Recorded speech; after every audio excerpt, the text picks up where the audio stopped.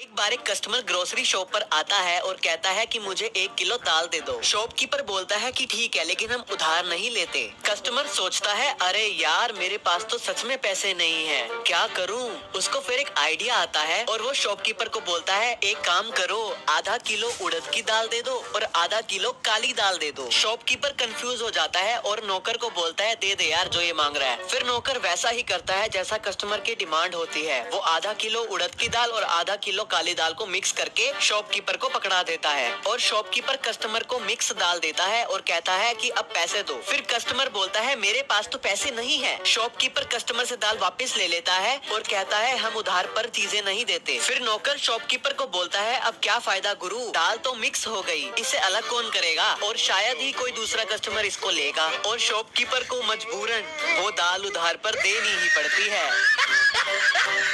एक बार एक customer grocery shop पर आता है और कहता है कि मुझे 1 किलो दाल दे दो। शॉपकीपर बोलता है कि ठीक है, लेकिन हम उधार नहीं लेते। कस्टमर सोचता है, अरे यार, मेरे पास तो सच में पैसे नहीं है, क्या करूं? उसको फिर एक आइडिया आता है और वो शॉपकीपर को बोलता है, एक काम करो, आधा किलो उड़द की दाल दे दो और आधा किलो काली दाल दे दो। शॉपकीपर कंफ्यूज हो जाता है और नौकर को बोलता है, दे दे यार जो ये मांग रहा है। फिर नौकर वैसा ही करता है जैसा कस्टमर की डिमांड होती है। वो आधा किलो उड़द की दाल और आधा किलो काली दाल को मिक्स करके शॉपकीपर को पकड़ा देता है और शॉपकीपर कस्टमर को मिक्स दाल देता है और कहता है कि अब पैसे दो। फिर कस्टमर बोलता है, मेरे पास तो पैसे नहीं है। शॉपकीपर कस्टमर से दाल वापस ले लेता है और कहता है, हम उधार पर चीजें नहीं देते। फिर नौकर शॉपकीपर को बोलता है, अब क्या फायदा गुरु, दाल तो मिक्स हो गई, इसे अलग कौन करेगा और शायद ही कोई दूसरा कस्टमर इसको लेगा। और शॉपकीपर को मजबूरन वो दाल उधार पर देनी ही पड़ती है।